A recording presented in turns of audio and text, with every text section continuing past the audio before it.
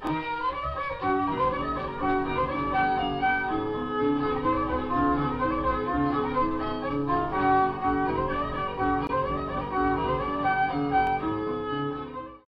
joyeux sujet! Aujourd'hui, je suis avec mon grand ami, l'historien, très grand historien, très intéressant, Dave Gilbert, qui est à l'Institut national de recherche scientifique. Dave Gilbert, pourquoi ça s'appelle Limoilou? Pourquoi Limoilou, Annie?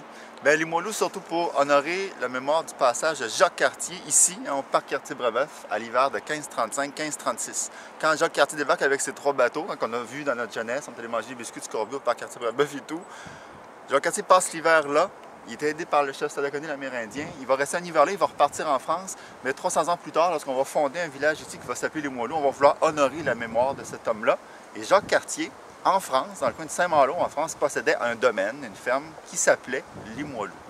Et donc, lorsqu'on va chercher un nom pour le petit village ici, on va reprendre ce nom-là pour honorer la mémoire de celui qui avait passé 300 ans plus tôt ici.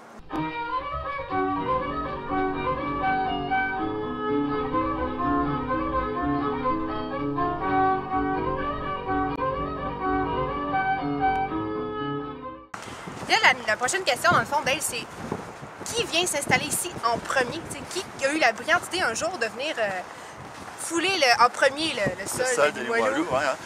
Au début de la Nouvelle-France, Québec est fondé sur le bord du fleuve, ça on le sait, et très rapidement, les autorités royales vont donner tout le secteur de ce qu'est Limoilou ici aux Jésuites, une congrégation religieuse. Ils vont avoir une seigneurie qui s'appelle la seigneurie Notre-Dame-des-Anges, qui va être immense, de la rivière jusqu'au début des Laurentides, donc jusqu'au début, jusqu'à Charlebourg commence à monter, puis de l'espace où la rivière l'errait, qui est aujourd'hui un peu enfoui, jusqu'au fleuve, donc un immense territoire. Puis les Jésuites, ils vont attirer des colons par-ci, par-là, durant toute l'époque de la Nouvelle-France, mais ça va rester vraiment un territoire immense, mais très très peu peuplé. Lorsque la conquête va arriver, que les Anglais vont prendre possession du territoire ici, il va y avoir à peine 520 colons qui sont installés sur le territoire de ce qu'est Limoilou aujourd'hui, donc vraiment pas grand monde. L'essentiel, les gens de la population de Québec est vraiment au pied du Cap ou encore en Haute-Ville.